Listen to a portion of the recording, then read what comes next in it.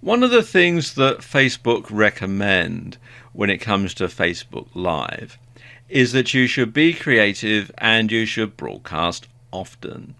And I'm going to delve a bit deeper into this topic in this video. Now, why should you be creative and broadcast often? Well, I suppose the main reason is to avoid being boring. If you're just going to do the same old presentation time and time again, you're going to drive people away. So you want to make sure that when you're giving your presentations, if you're giving a presentation to camera, it's on a slightly different topic, that you use a slightly different technique, different camera angles, maybe from a different location, that sort of thing. Because, as the old saying goes, variety 'tis the spice of life. So try broadcasting from different locations. Now, obviously, provided that there's a Wi-Fi or a 4G signal, of course. Or you can talk about different topics to do with your niche.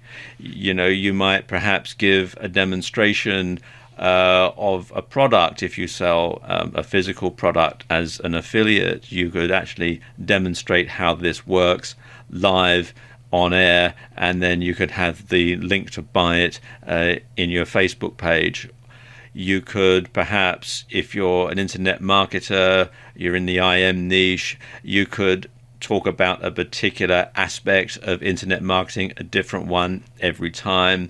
You might be able to do that from a different location, provided you've got somebody else to hold the smartphone. Of course, they might watch over your shoulder while you're doing something online exactly at that moment, that sort of thing. So it's going to give people lots of different reasons to tune in, because each episode is going to be different. And if you think about it, if you watch a chat show, there's all sorts of chat shows in different countries all over the world, you'll find that they follow a similar format, but they have different interesting people on every time. And that's something that you might also want to do as part of a Facebook live stream, is to interview people and have a different person on every time. And it's just going to keep it interesting. It's just going to keep it varied.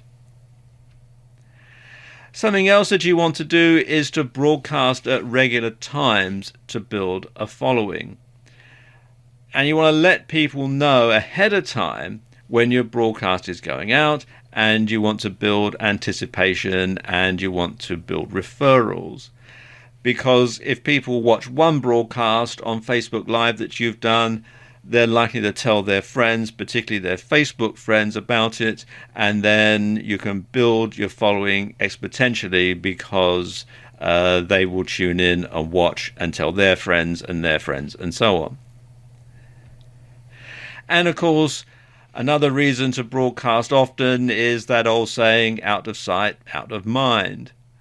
People may tune in once out of curiosity just to see who you are and what you're talking about, and perhaps they may have got an email from you in the past, or they may have bought one of your products, that sort of thing, so they might tune in once just to make sure that you are really a real person and see what you look like and hear what you sound like and that sort of thing.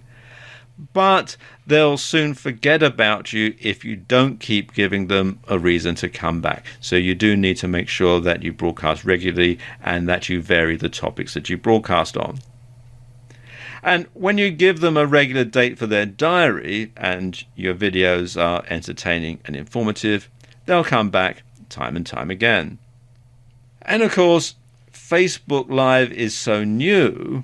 It's launched at the beginning of 2016, so you're practically guaranteed an audience. And of course, it's unlikely that many marketers in your niche are using it yet.